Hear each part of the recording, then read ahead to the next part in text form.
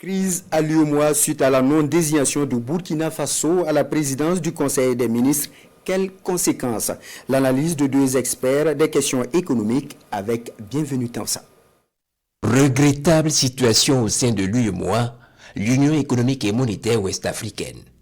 Vendredi 11 juillet, lors de la deuxième session ordinaire annuelle du Conseil des ministres de l'Union à Lomé au Togo, les représentants de la Confédération AES claquent la porte et pour cause, le traité selon lequel la présidence tournante revient au Burkina Faso souffre d'application.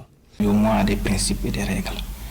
Et le traité de l'UEMOA, dans son article 11, prévoit que la présidence soit tournante et que c'est pour chaque 2 ans, il y a un ministre donc, des Finances et un président qui doit assurer ça par pays.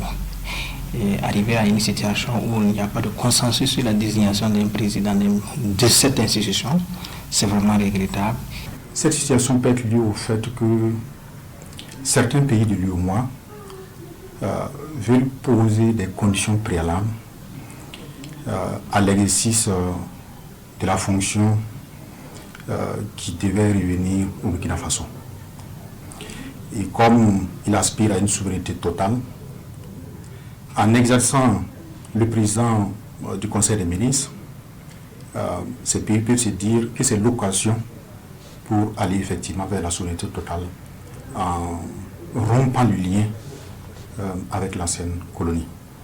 Donc, ce qui peut amener effectivement d'autres pays de l'UEMOA à exiger effectivement que cette manière de faire les choses n'arrive pas. Une situation au sein de l'UEMOA symptomatique d'une tension. Faut-il évoquer un refus au Burkina Faso la présidence qui lui revient de droit? Et si c'est le cas, quelles peuvent en être les conséquences? Si effectivement le Conseil des ministres plutôt fonctionne sans les pays membres de l'AES, il peut y avoir un problème de légitimité. Parce qu'effectivement, lorsque les décisions seront prises, est-ce que ces décisions seront appliquées? Et comment? Donc cela pose un problème de légitimité si effectivement le Conseil des ministres devait fonctionner sans les pays de l'AES. Un autre problème qui est là, si effectivement le Conseil des ministres ne fonctionne pas et qu'il y a un arrêt, ça veut dire que d'ici septembre ou octobre, si le budget n'est pas adopté, cela peut avoir des conséquences sur le fonctionnement de l'institution. Être président de cette institution, ce n'est pas seulement symbolique, c'est aussi avoir une idée de la coordination de politique économique au sein de l'espace, mais aussi l'aspect budgétaire, les décisions relatives donc au budget de l'institution. Ça peut donc freiner non seulement la mise en œuvre des activités qui vont suivre, mais aussi ça peut influencer sur la crédibilité même de l'institution. Et de jour en jour, la spéculation va crescendo.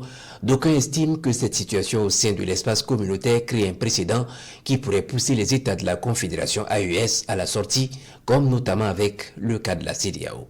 Ceux qui pensent que en fait l'AES, l'alliance des États du Sahel, sont dans une dynamique de mise en place d'une communauté économique et fortement intégrée, mais aussi d'une vision de mise en place d'une monnaie unique AES. Ça peut renforcer en fait ces arguments et de pouvoir donc permettre à ces pays, faciliter donc ces pays de se retirer de l'institution et pouvoir donc créer cette communauté. Mais sortir de l'UEMOA est-il synonyme de création systématique d'une monnaie? Pas nécessairement. Plusieurs préalables s'imposent. Si les pays de l'AES se retirent de l'UEMOA, ils peuvent se retirer de l'UEMOA et sans pour autant passer à une vitesse supérieure de la création d'une monnaie unique. Parce que la création de la monnaie unique nécessite des précautions et il faut prendre suffisamment de temps pour préparer donc cette création monétaire. Donc se retirer de l'espace UEMOA ne dit pas systématiquement qu'on crée la monnaie le lendemain. Non. Il faut prendre du temps parce qu'il y a des accords. Et pour se retirer même de l'espace UEMOA, ça va prendre du temps. Il faut préparer les accords qui ont été signés, les accords monétaires, comment on fait comment on transfère donc l'ensemble de ces capitaux, comment on gère la question de la gouvernance après ce retrait de l'UEMOA. Est-ce que ces institutions, ou en tout cas les pays de l'UEMOA, dispose des compétences en termes de savoir, de savoir-faire et de savoir-être pour gérer ces institutions-là, gérer en fait la monnaie. Ça, c'est une question qui est primordiale. Et une dernière question... Vous voulez parler des pays de l'AES? Des pays de l'AES, exactement.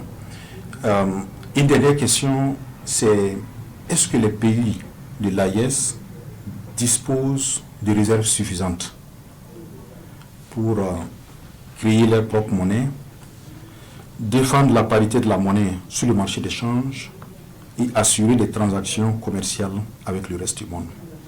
Donc ce sont des questions auxquelles il faut répondre. Et pour la première question, si on peut répondre très rapidement par l'affirmative, les autres questions, il est bon qu'il y ait une étude préalable.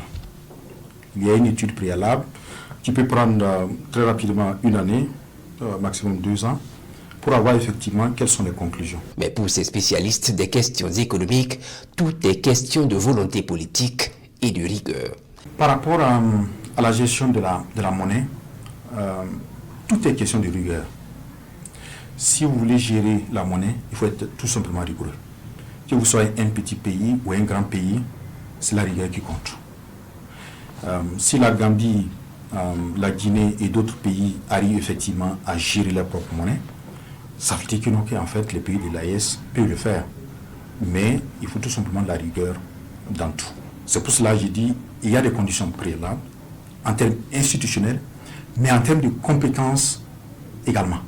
La principale vocation de l'UEMOA, édifier un espace économique intégré et harmonisé qui assure aux pays membres d'une part la libre circulation des personnes, des biens et services, des capitaux et des facteurs de production, et d'autre part la jouissance effective du droit d'exercice et d'établissement des professions libérales et du droit de résidence des citoyens en leur sein.